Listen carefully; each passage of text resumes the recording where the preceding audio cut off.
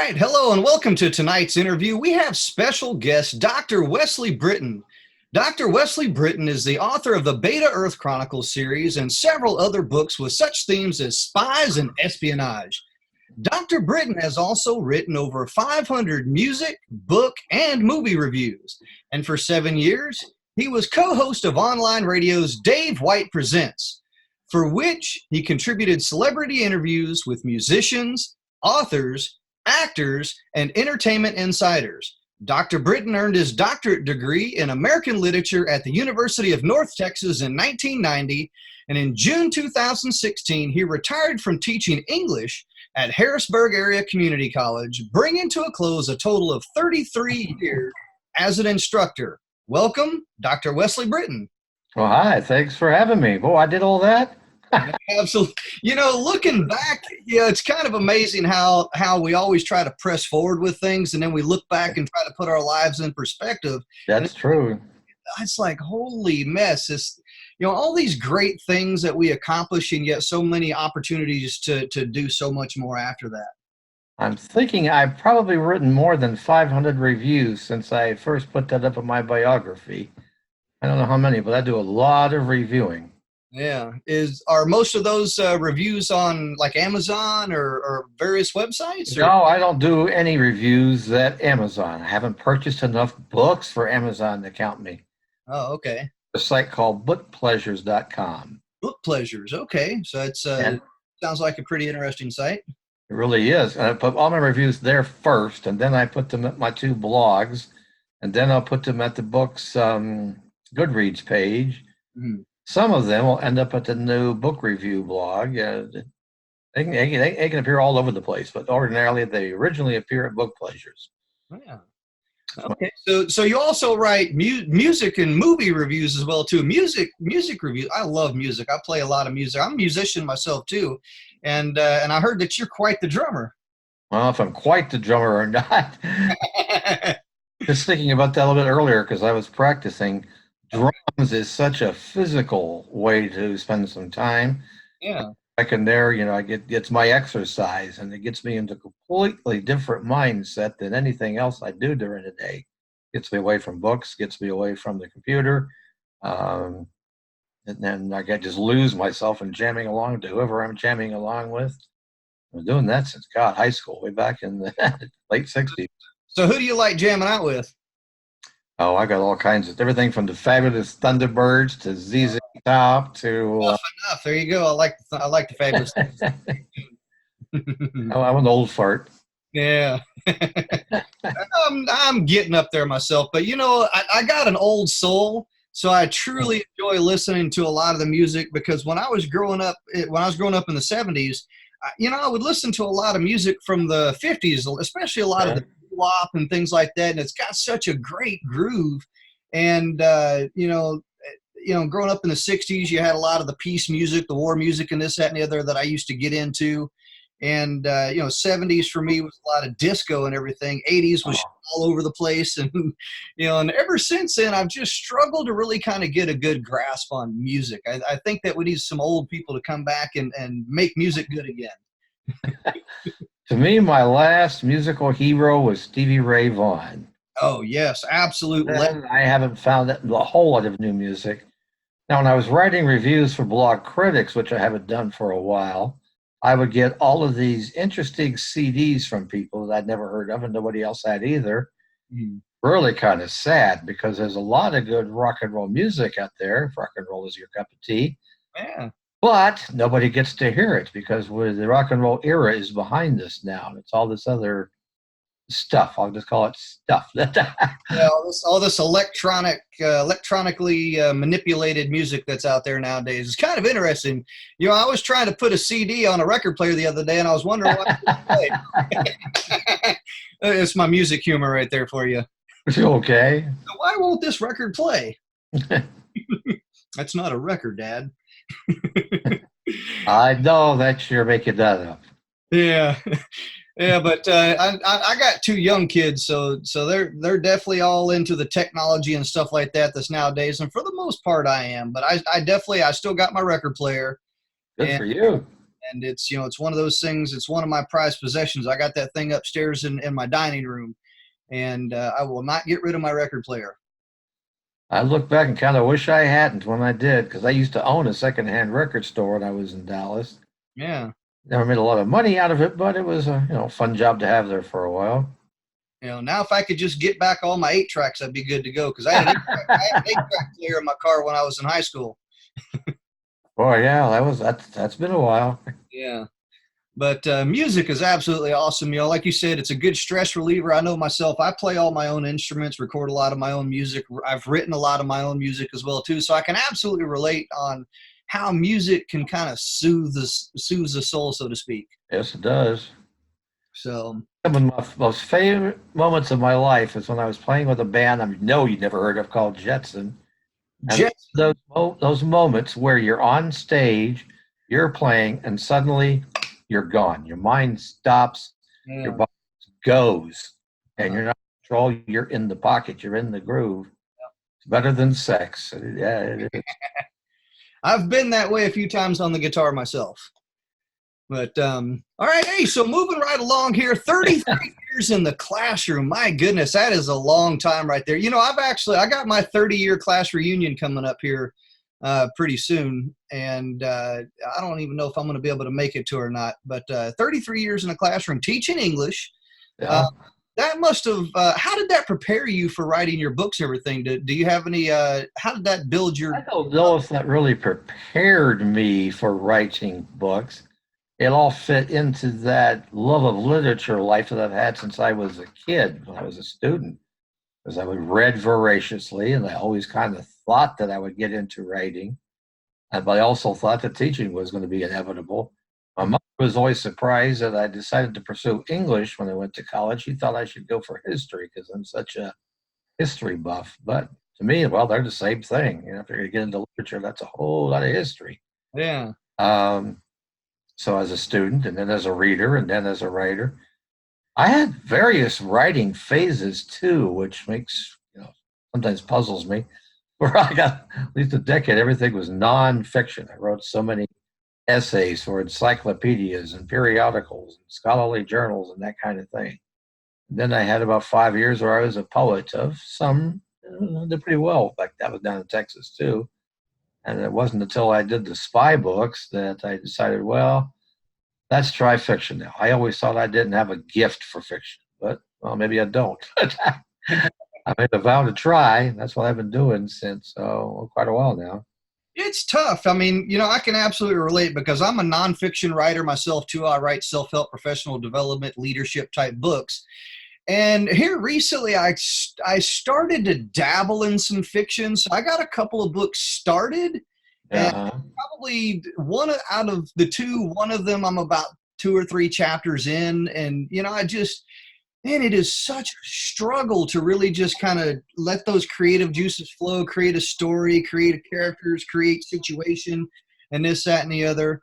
And, there's so many different things to think about. So whenever you're writing your book, do you actually talk out any characters, or do you play out any scenes or anything like that? What's your process like for that? Well, it's changed. When I started the Beta Earth Chronicles, and this may sound, well, it is different. Every writer's story is different. I was sitting in my office at Harrisburg Area Community College and had a lot of time to kill in between these classes I was teaching. And I put an idea to myself. What would happen if a normal human being was pulled over onto an alternate Earth and he's blinded in the capture, suddenly wakes up on a different planet, can't see anything, doesn't understand a word that's around him. He's in a completely different culture. How is this guy going to adapt and survive? And so the next thing I know, this epic fantasy plays out in my head. I had the first 4 books done before I ever thought I would try to put them into writing. The whole story was there. In the end, I ended up dumping a lot of stuff I'd fantasized about. But so the first 4 books, I knew where I was going. I had all that trajectory mapped out in my head. What I had to figure out was how to give it form and shape. And that was an interesting process because I did all kinds of different things. For one thing, here's a weird inspiration. The Beatles anthology. How about If you, that? well, because it alternates perspectives. You hear from John, you hear from Paul, you hear from Ringo, you hear from George, and back around again. That's interesting. And so what I decided to do in my thing was to have all of the different characters, and they keep building and building as the books and the stories progress, tell their own story mixed in with everybody else who's involved in the story. And there's a lot of good reasons for that. One of which is my character who comes from our planet, Malcolm Renberg, to the other planet. He can't describe anything because he can't see anything.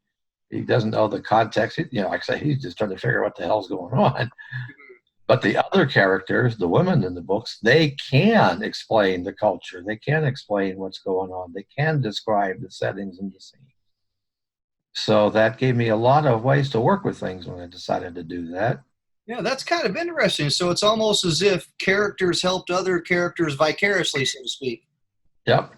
Yeah, because they talk about the relationships with each other and how they felt about each other and their first impressions of each other. And then as time goes by, who gets friendly with each other. And it gives it a really, really complex character interaction. And I'm really kind of proud of how those characters came together. And speaking of characters, I would like to say with only 2 writing prompts, they invented themselves. Okay. They're not modeled on people. They're not, my wife was always complaining, which one's me? Well, none of us, son. They're all themselves. They're just who they are. Yeah.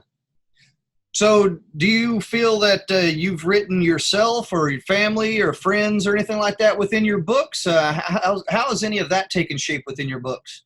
Well, in terms of the novels and the fiction, really hardly at all. In the first book, I went to great pains to try to distinguish Malcolm from me. Mm-hmm. I thought I distinguished myself. My wife didn't agree. She said, "Oh, that's you. That's you. That's you." Because for me, I always felt I knew the point because I knew I gave him a lot of my same background and up to a certain point. And I figured that from the moment when he's in Balakan and the bar slave helps him escape into Rasby, from that point forward, to me, he was his own character. Okay. He wasn't me. He wasn't reflecting me. I'd never been into situations that he is in. In fact, he's a little bit more sexually reticent than I would have been in his situation. I'm pretty sure. Sure I was going with that, but that's as far as I got, I guess. Okay. So what within your writing, which is actually harder to write in your opinion? Is it harder to write a character or is it harder to write a scene? For me, it's the scene that's tougher. Now, bear in mind, I am blind. I have retinitis pigmentosa. So Okay. any descriptive writing is, well, I have to go back into my memory banks. One thing that's kind of nice is if you're creating a different world, you don't have to try to match the reality to reality on this planet. Which threw me for a loop when I got to book 6 when I brought some characters to our planet. Then I had to start matching stuff with the geography and the topography of North America and Canada. But before that, I had a lot of leeway. Yeah. Here's something for all you writers out there. I wrote a blog piece about this. There's one day I went to a movie with my grandson, and every time I go to some movies, they give us those headphones that describe what's going up on screen. Yeah. I was listening to that movie. It flashed to me. That's what we as authors do. It's our job to take the visuals and everything that's on the screen and put it into words like these narrators were doing to describe the fluttering of the curtains or the candles, whatever. All Yeah. that stuff, that's our job. I never thought about it that way before, but that was kind of an eye-opening moment for me. That is kind of eye-opening, and I'm glad that you kind of took it in that direction, so to speak, because I know writing prompts, for example, is huge. I mean, I think that there's tremendous value in writing prompts, even if it's just to the point of exercising your writing muscle, because it is a muscle, and you have to exercise it. So writing a character or a scene, might not necessarily be challenged, but writing a color, writing a smell, writing, something that you have to kind of pull out of thin air, like, okay, what is this? What describes the color red, so to speak? Hmm. I hadn't thought of that one. That's really interesting to kind of practice that skill of writing a color or a smell or something like that. Yeah, I do try to integrate smells into things. Colors, I'm not. Well, I'd put them in there, but of course, I don't have a clear, thought about colors too much. Right. Okay. Naturally enough. So what within the writing process?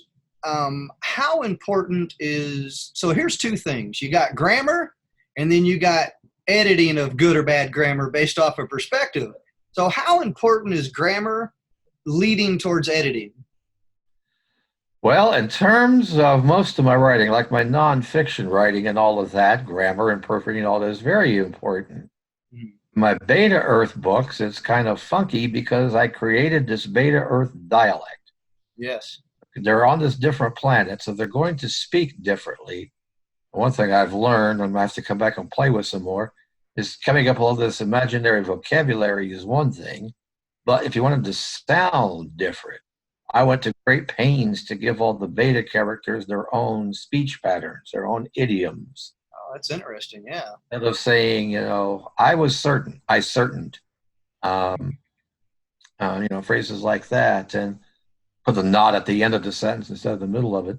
Right. And as I got into bringing in other characters, I was trying to think of ways to have the more educated women sound more educated than the farm women. So it was interesting to kind of, and I don't think anybody's ever noticed that. I tried my best to give them all different dialects and different ways of, speaking. Well, it's fun to be able to give, characters or even a world or a place or whatever, like their own little isms or their own little quirks or what have you. That brings depth to everything whenever you can do that. Because, well, here's one of the things that I've kind of noticed within books as well too is that some things get too predictive, and whenever you create your own language or you create your own stuff once again, leading towards that grammar and editing, who's to say from the perspective that that is correct or incorrect? Because you get a lot of people that want to review and they're very critical over, well, that didn't make sense. Well, yes, it did because I'm speaking in the dialect of my world. I heard that criticism just this last week or so from somebody's going to write a review, and he said he didn't, partly because he didn't like the word order. Well, that was deliberate. Yeah, It was supposed to be different. It's supposed to be unique. yeah, exactly. Some reviewers are really praised, especially for the blind alien. Yeah. So, how do you think that that plays into the reading experience? Uh, I have to admit, my books are a challenge. okay. It's a while to get into. Well, you have to start with the blind alien. Well, I've had people say, yeah, it takes about 20 pages to get into the groove that you've created, and once you do, boom, it's smooth sailing from there. And that's one of the things I may work on later this summer. I keep wanting to revise the blind alien to make it easier to read, Mhm. destroying the uniqueness of it. But yeah, I keep hearing from quite a few people that if you don't want to take the time to get into the groove, well, just push the book aside, and that's the end of that. Yeah. Live in a pretty lazy world where people get all these books for free and 99 cents, and they don't mess around. Yeah. If it doesn't click in the first page or two, they're gone. It's kind of interesting that you mentioned that as well too. I think one of the strangest reviews that I ever read was it didn't even pertain to the book. It pertained to like I forget what that program was, but basically the person Kindle Select I think is what it was, where the person got the book for free. And it was like, well, thank goodness for this program. Otherwise, I don't think I would have, got this in the program, in Kindle Select or whatever it was. And the person was touting Kindle Select more than they were the book. And I was like, gosh, why even write the review? Yeah, I missed the point. Yeah, but how do you think reviews play in the process of it? I mean, do you Oh, value? they're obviously huge. Okay. The more reviews I get, the better. Some are fairly glowing, and some are not so much. Others miss the point completely. In fact, that's one of my favorite compliments I get is from people after I've reviewed their book. They'll say, "You got it. You understood what I was trying to do." Yeah. And I always try to make a point of saying somewhere in there, if this isn't your cup of tea, well, it might not be my cup of tea, but it might be yours. better to do that than slam a book if you admit, that, well, I don't care too much about vampires and things like that. And I've seen that in right. reviews as well too. Where it was like, well, this isn't really my genre, but I got it for free, and here it is. And I've definitely seen that, and and I think that you're kind of onto something there with the statement you was making there about reviews, and make them pertinent. Don't necessarily destroy the author or what There's have. no point in that. I don't like that idea at all. I think I've written 2 bad reviews my whole life, and those 2 books deserved it. But I've read, golly, I can't even keep track of how many books I read a year and review a year. But Yeah, I'm a pretty quick reader. I can read it. I can sit down and read a book cover to cover in probably about 4 or 5 hours. sometimes I can, sometimes, yeah. But I like audiobooks. I listen to a lot of audiobooks and everything. So I think your books are also you got multiple formats as well too. I think you got ebook, paperback, and audiobook, correct? No, there's no audio books yet. I've only got 2 that are in print: The Blind Alien and the first short story collection that came out in December, because that's when I decided to start self-publishing. Mhm. So that book is out in paperback, and I'm going to work on another collection of short stories. I got one more story to polish off and get ready, then I'll have enough for a new anthology, because I want to have as many in paperback as I can, so I can start doing live signings. Mhm. I haven't done that since my spy books. Have you considered audiobooks at all? Oh yeah, yeah. Oh my goodness, yes, I would leap on audiobooks.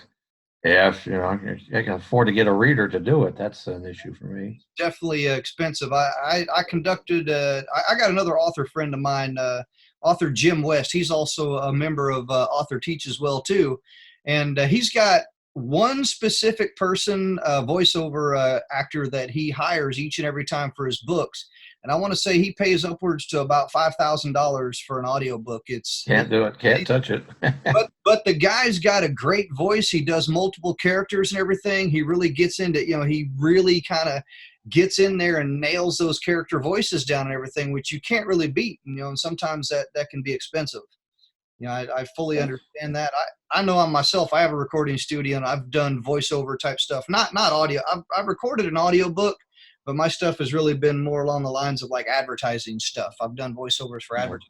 So there's an opportunity there. I mean, it's one of those things. It's a different type of a medium in which the content can be consumed. Yes, that's right. So One thing I'd like to do is I've got a full thumb drive of all the interviews I did when we did Dave White Presents.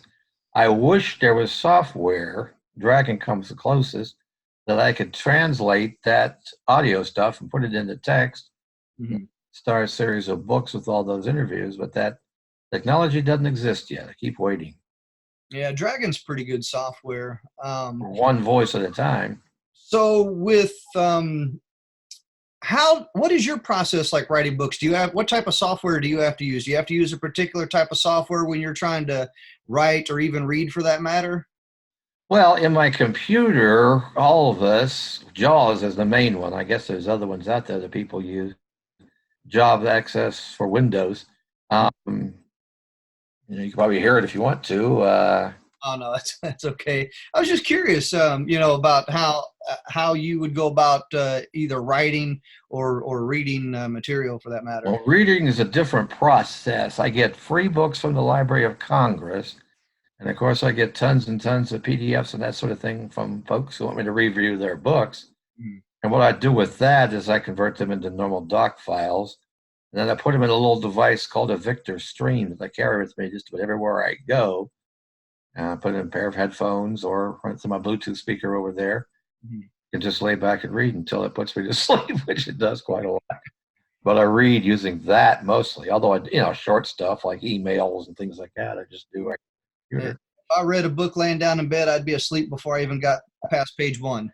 Well, that's my problem over there on the couch. I'll stretch out to read and conk. Yeah.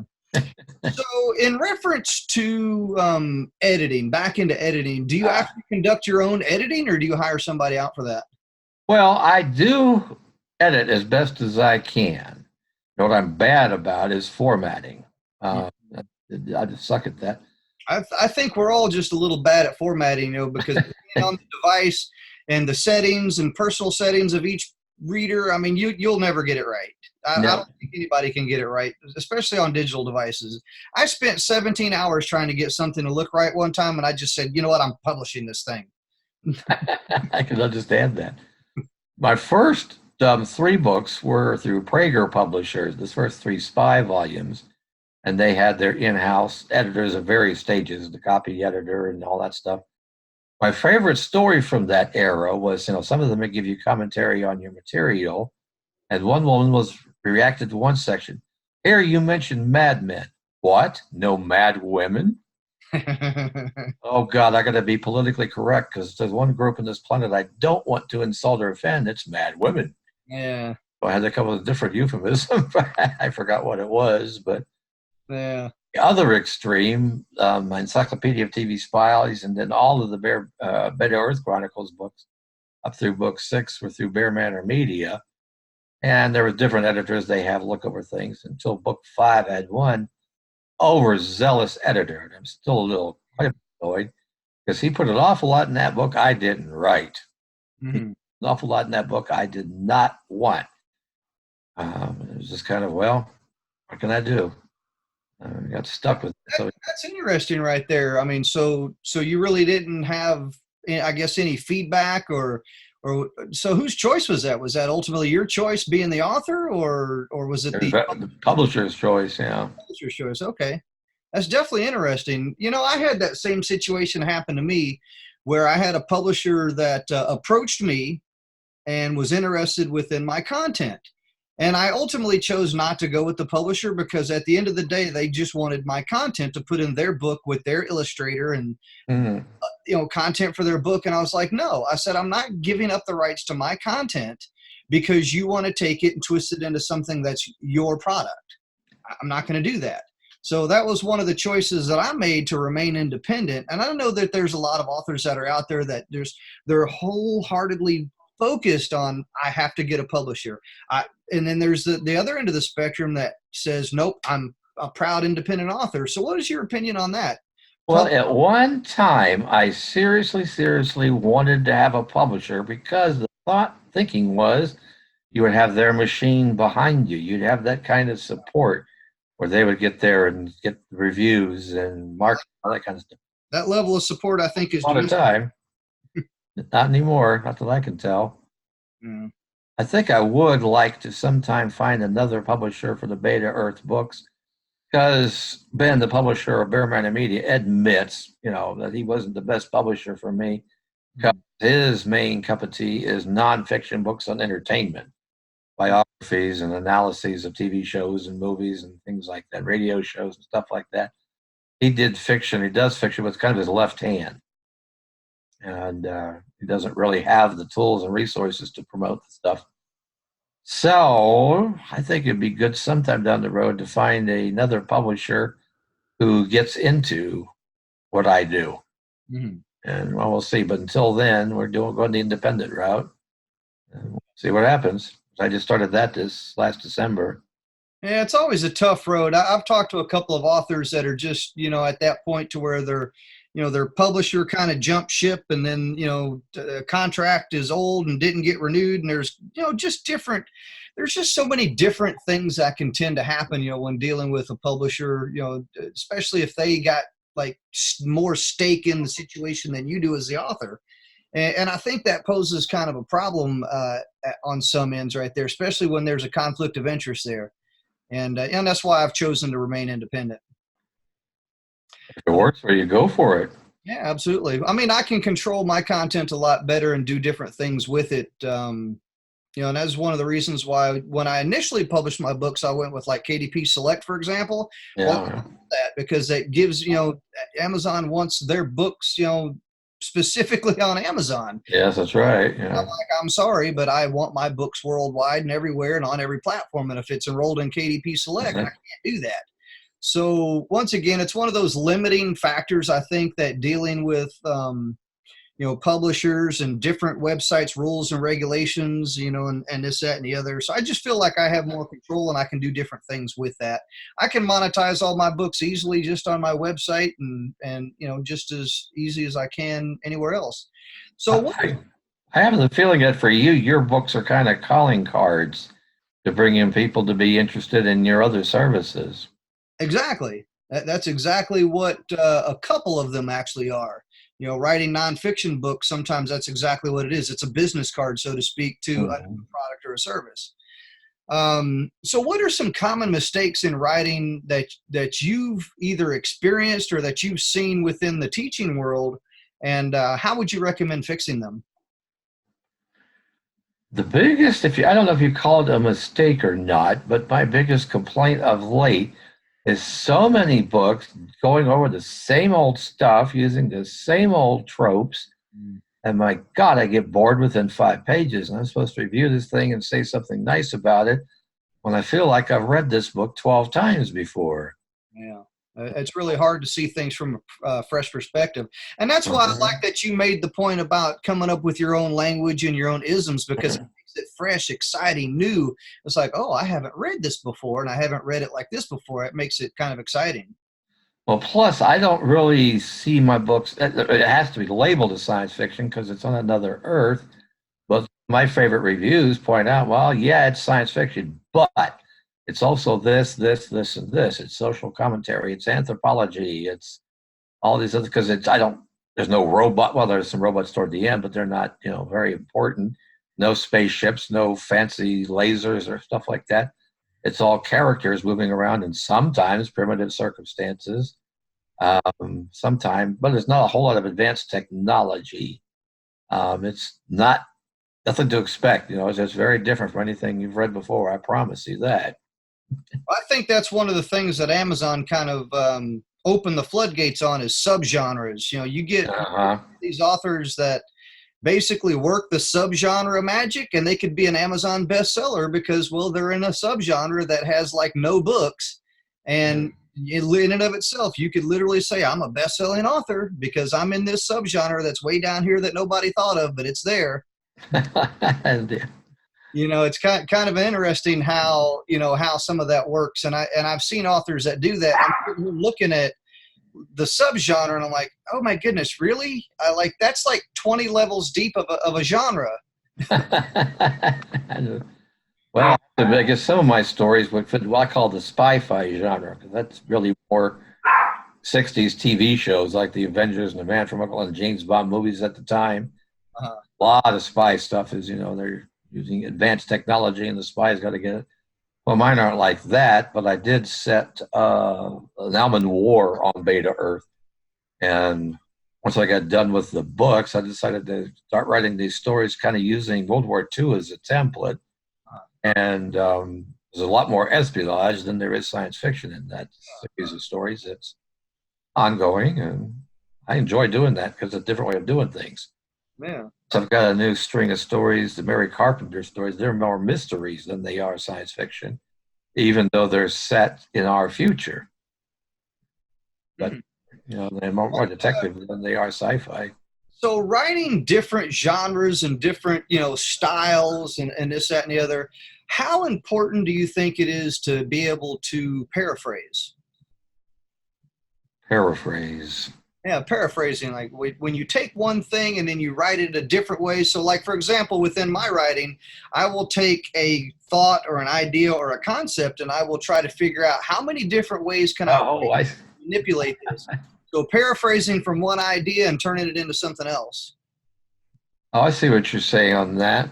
I have to admit that throughout the stories, I find there are a lot of different things I have to re-explain because I've got to assume that a reader is picking up this story for the first time and may not have read all the books and the backstory and all that.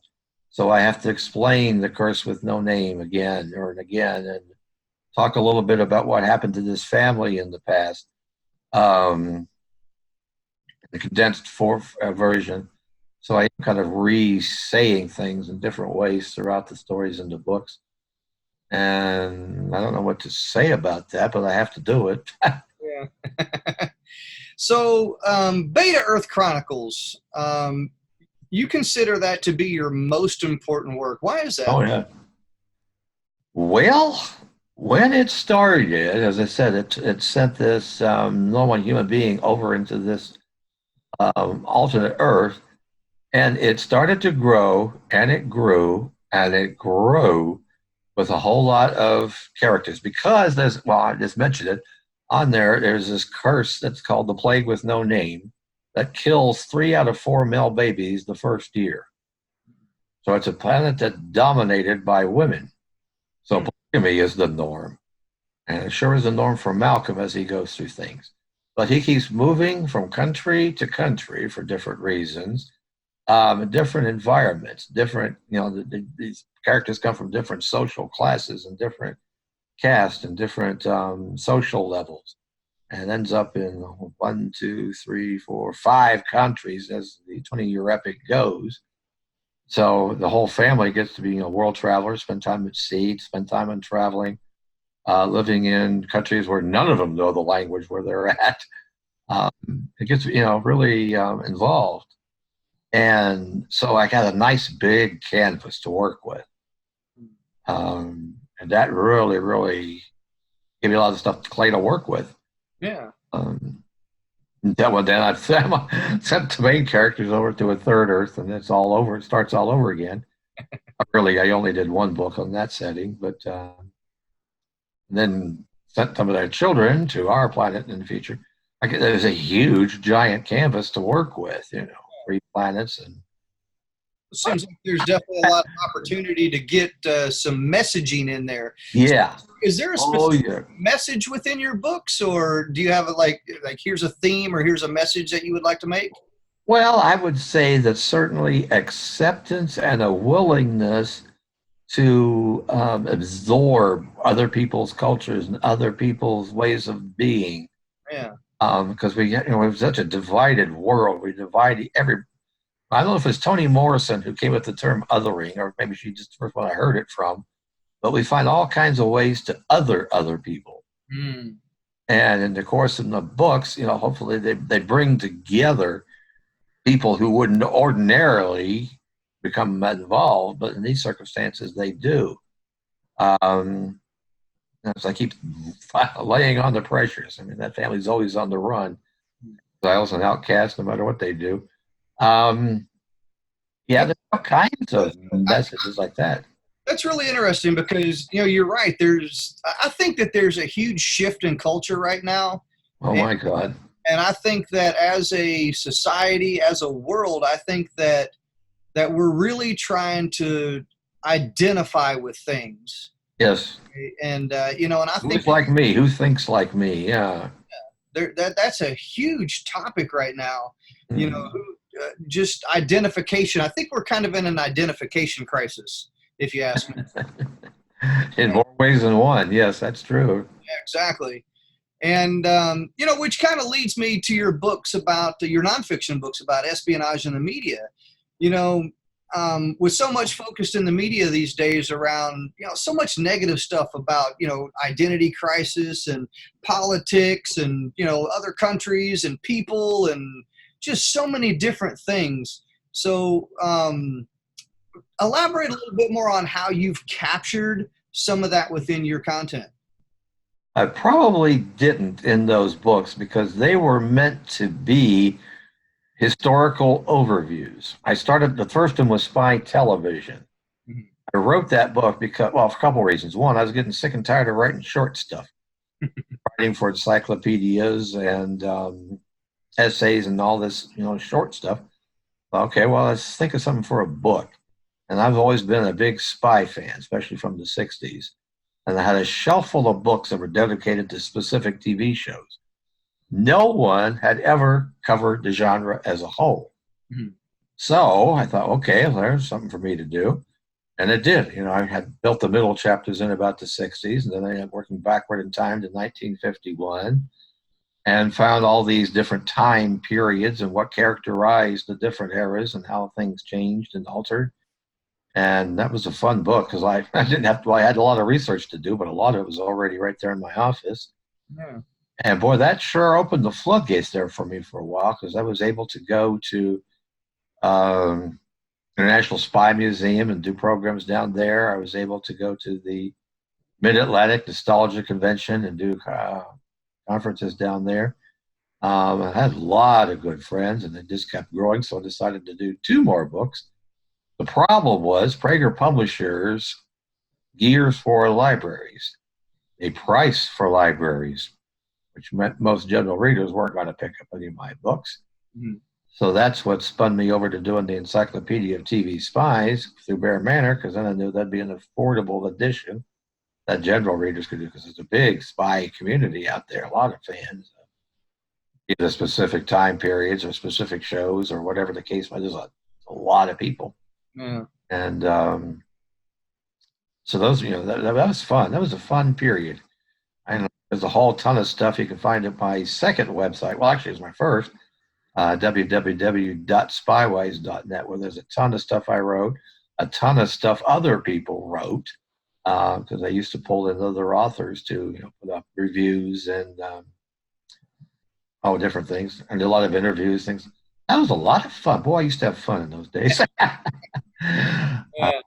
All the way up to 2009 when the encyclopedia came out. And then, quite frankly, I got sick of spies.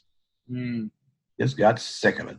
Yeah. All these different projects and different things. I wanted something different to do. So that was a big impetus to switching over to the Beta Earth books. Yeah.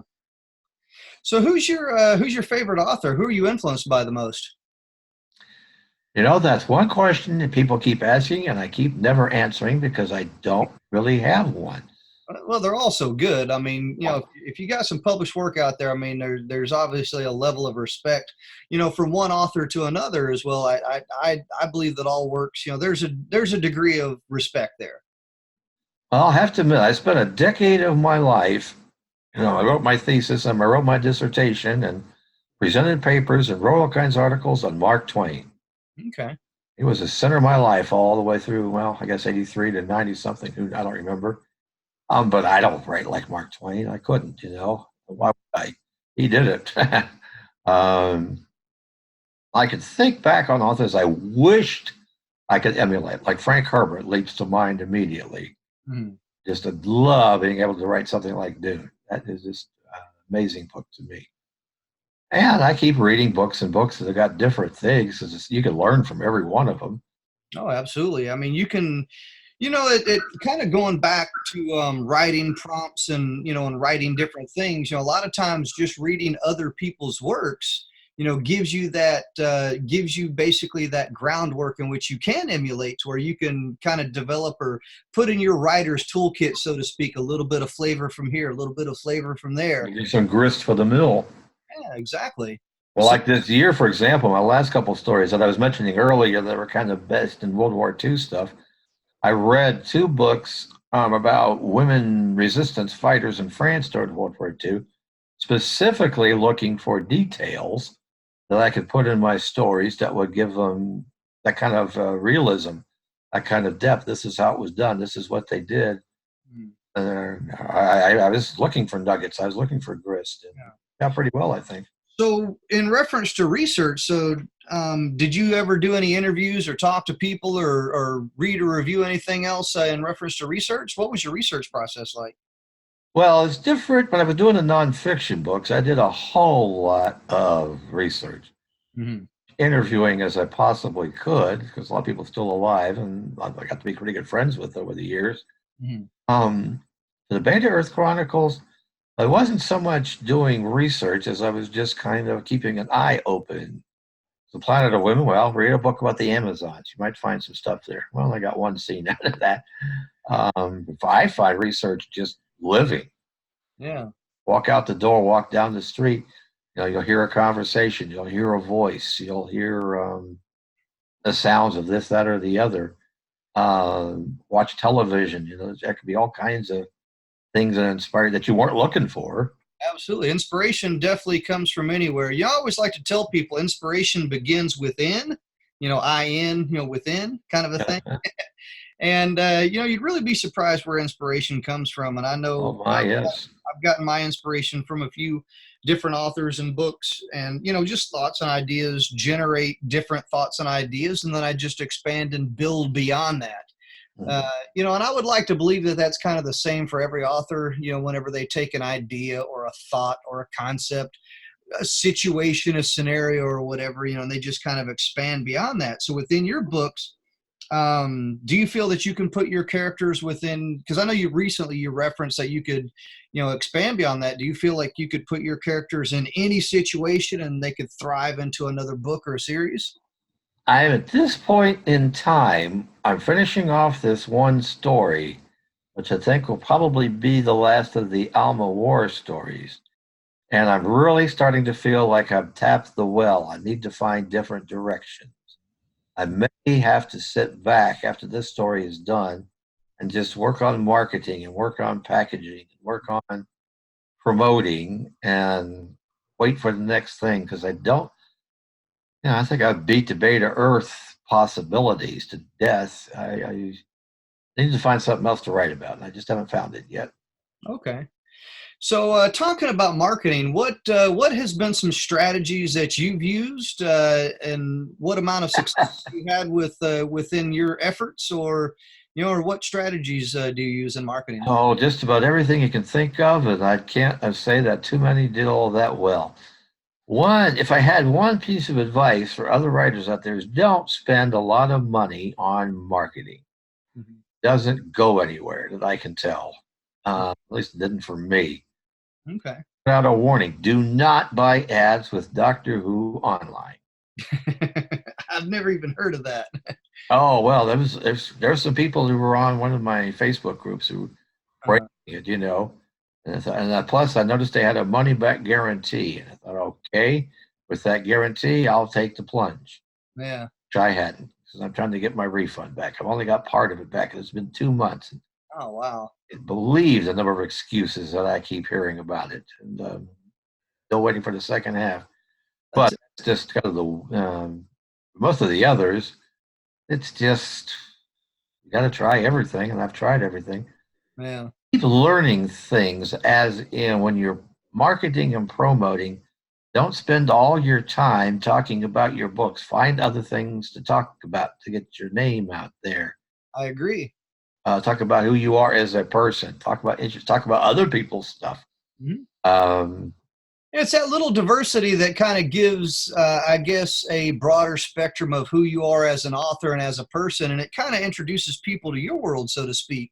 And yeah, that's a great bit of advice right there. And I know that's one of the recommendations that I've made as well too. Is don't hesitate to show a little bit of who you are, out on uh, media and this, that, and the other as well too. Don't just buy my book, buy my book. Yeah, and I some of don't beat people over to death with that. That gets to be a turnoff.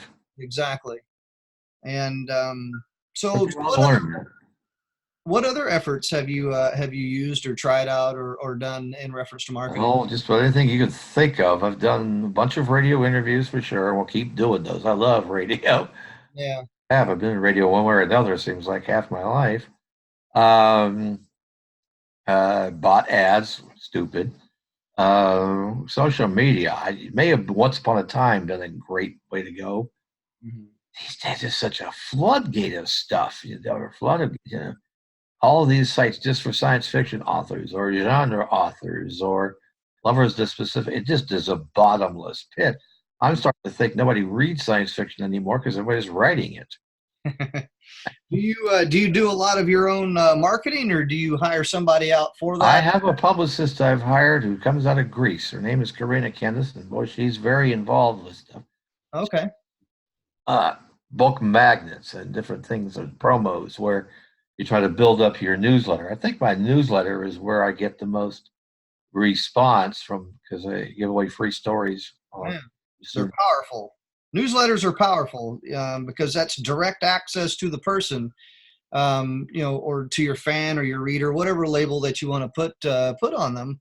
Mhm. Social media at the end of the day, that's not your platform. That's No, Facebook's platform, that's Twitter's platform. So it's really challenging to kind of reach out there on social media and do a lot of different things. And one of the greatest sayings within the entrepreneur world is the power's in the list. And when you can pull people into your house, and your house is two things: your website and your list. That's powerful. You own that. That's a piece of uh, that you control, and I strongly believe that.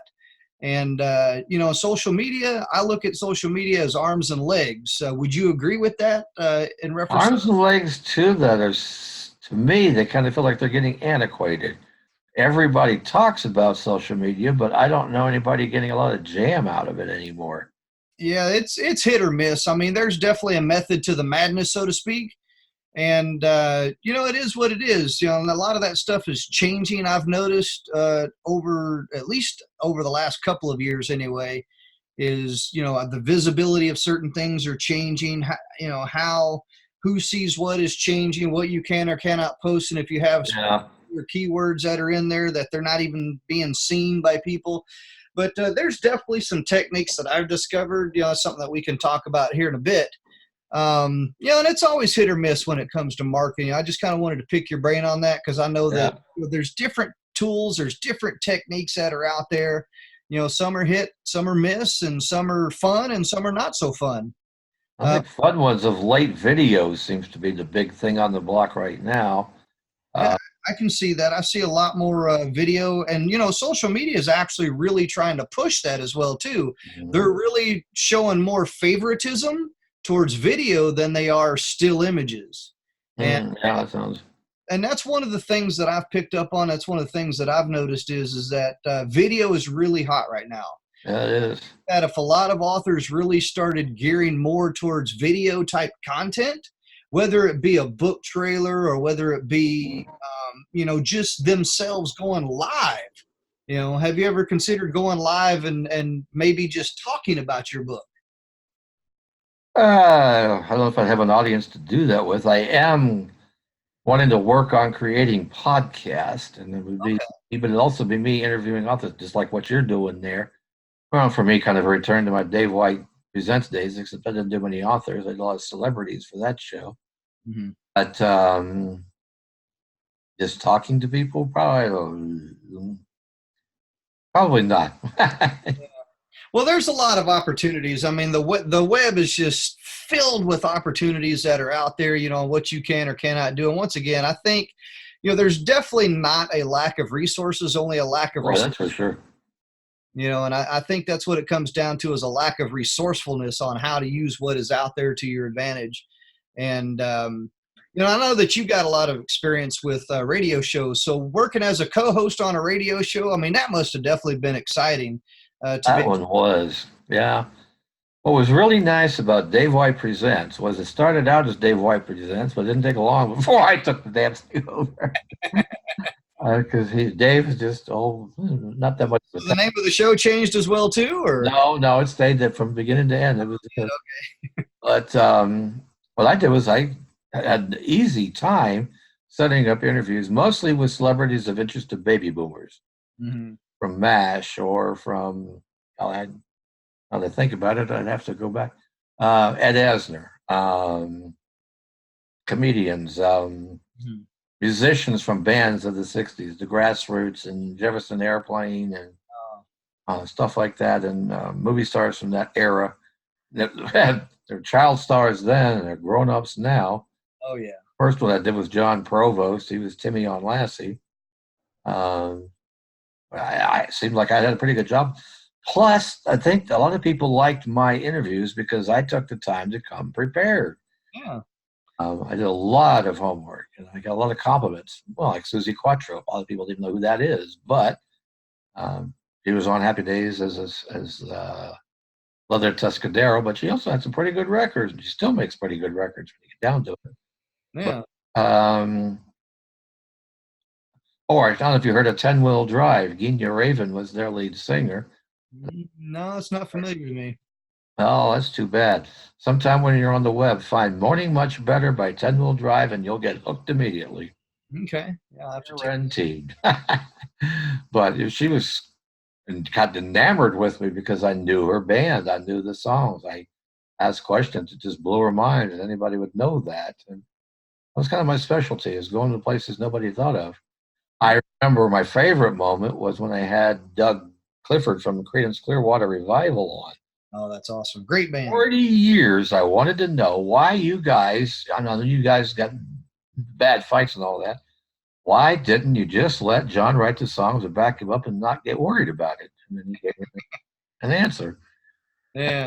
Uh, Stuff like that was fun. I miss those days. That was, That's interesting. Yeah, CCR was definitely a great band, and oh, yeah. I know one of the great stories from them is how John Fogerty plagiarized himself. That was a great story. Oh, yeah, for Centerfield, yeah.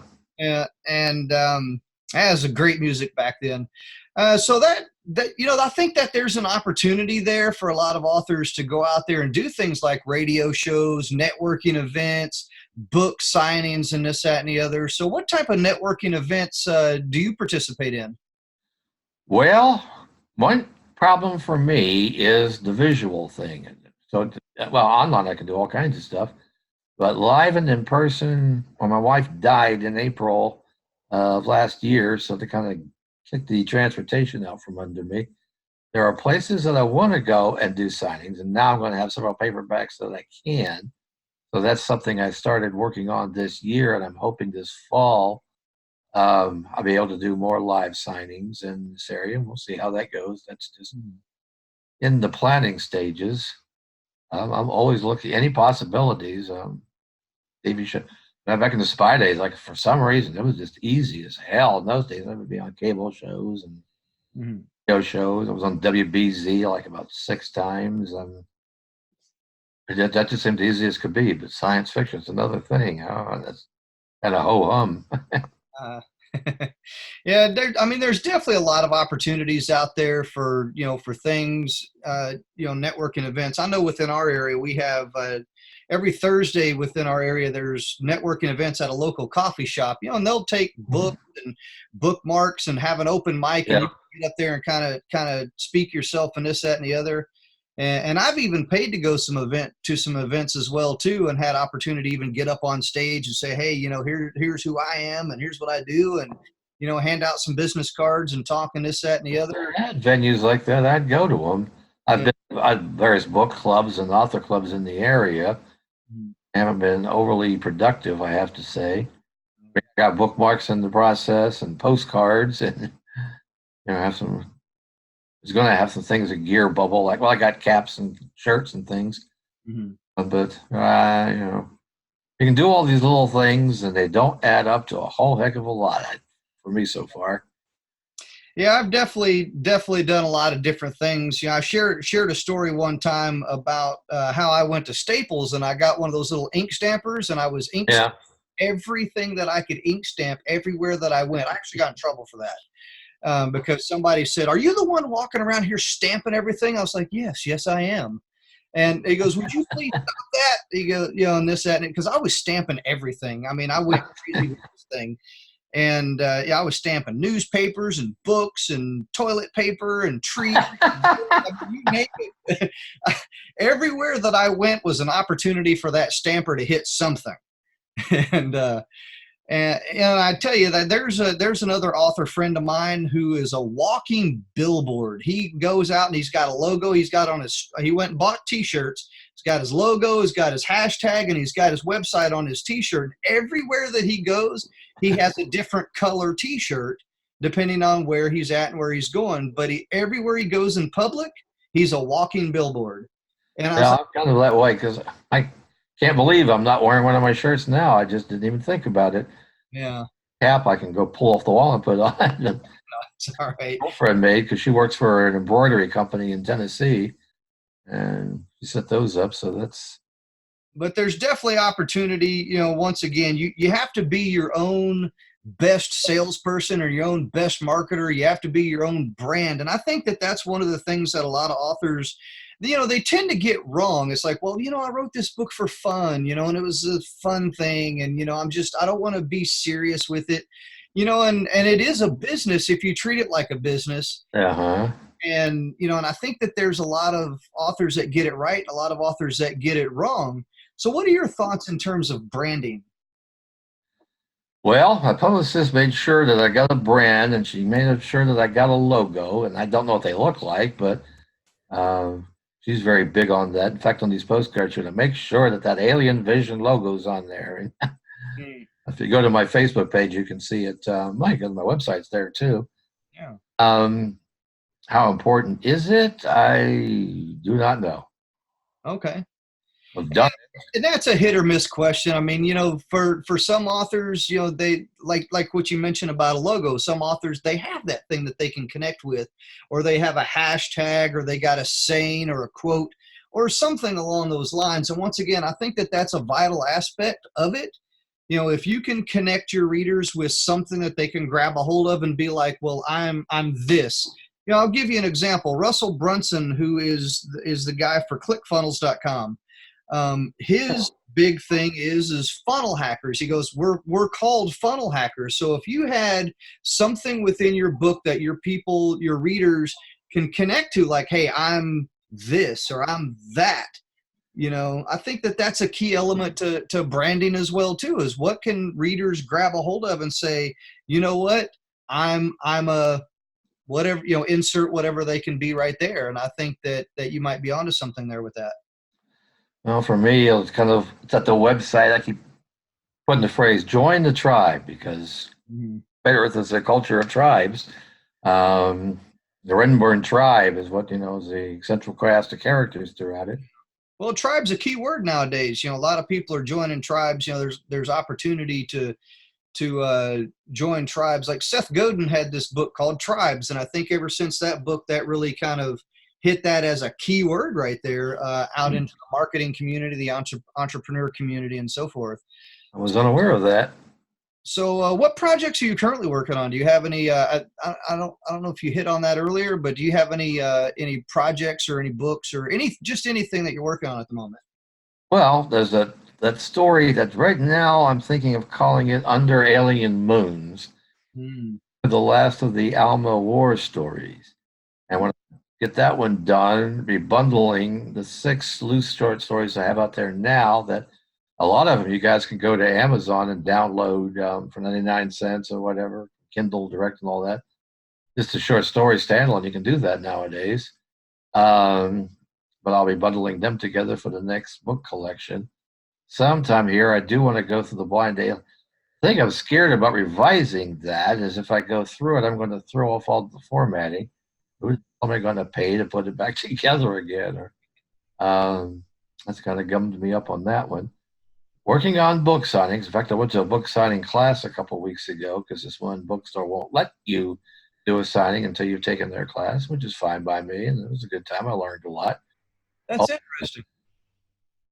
Um, yeah, because she said the main thing you need to do is be able to hand sell uh, in person. People come up to you, talk to them. Can you sell them a book? In person. I'm okay. That's worth knowing. There's That's really interesting that there was actually like a training session to be. You have to be a certified, certified to have an event here. That is, I've never thought about that. That's actually kind of interesting. Yeah, I haven't done any book signings since the spy book days. It was kind of interesting where shop I looked at says, I'm kind of more interested in your spy books than I am the sci-fi books. And I came and looked in my shed to discover that when we moved in here, a whole ton of my books are gone.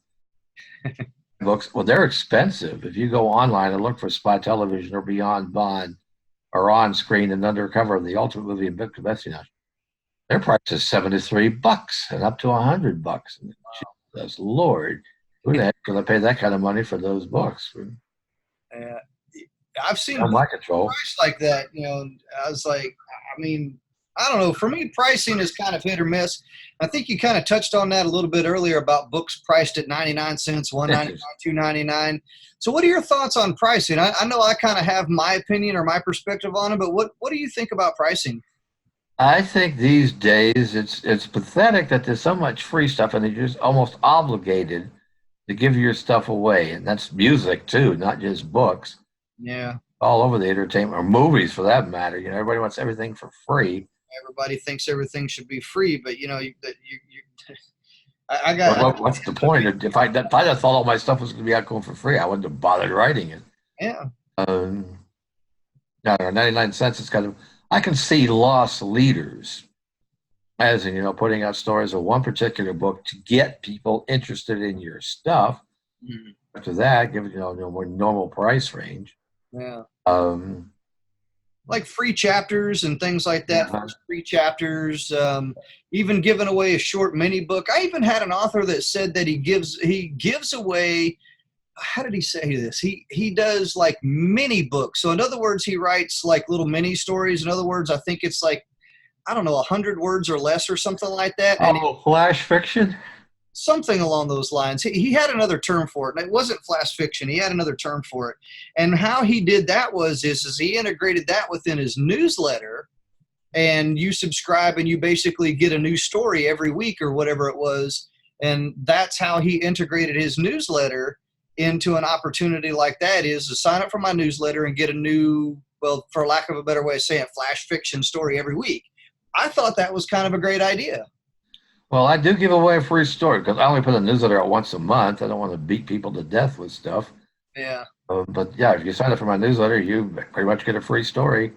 Or for example, well, of late, it's been a free story every month. Yeah. Working on now will probably be the September story. Right now, it's The Alien Who Never Was is the story you can get if you go to well, you sign up to my newsletter, and you can do that by going to my website. Yeah. All right. So one golden nugget. If you could share one golden nugget with either a new author or even a more seasoned author, what Oh, would Lord. that golden nugget be?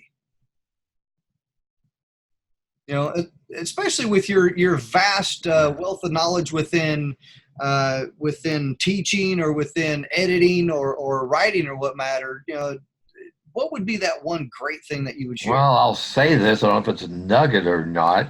But I'd say be curious.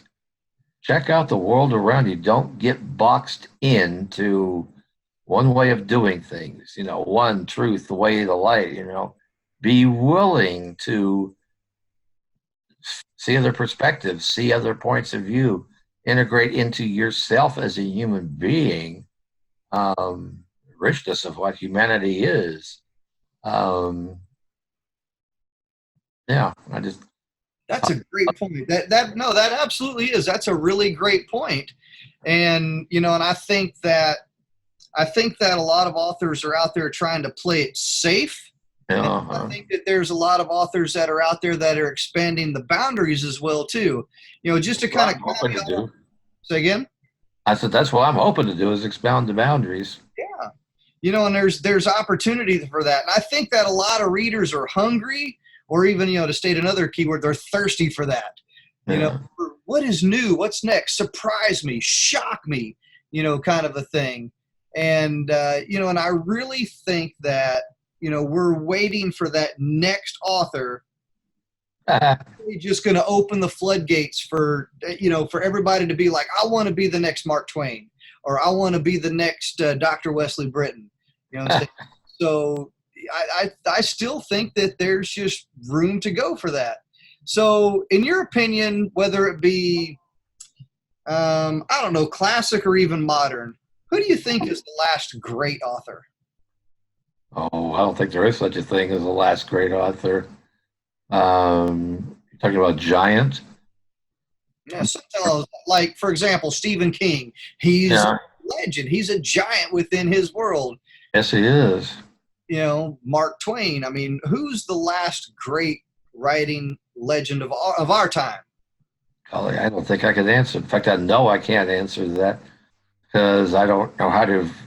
Once upon a time when I was in grad school, we were always trying to add the hot new things to the canon that we were studying and reading and all of that. Right now, I keep reading all of this stuff, this independent stuff and reviews of mostly unknown authors. I don't really get a chance to read bestsellers and things like that. Okay. Boy, I can't answer that. Yeah, no worries at all. All right. Well, I want to thank you for joining me tonight. That was an absolutely amazing interview. Thank you for Thank you for having me. your insight, your knowledge, your wisdom, your experience. And I think that it's going to be a valuable information for the community of Author Teach. Once again, thank you for joining me here tonight. Thank you. Enjoyed it. All right, so if you would like to connect with more from Dr. Wesley Britton, you can do so by visiting his website, drwesleybritton.com. He is also on social media. You can find him at Facebook and also on Twitter. All right, so stay tuned and keep writing that bestseller out there, and I will see you in the next video.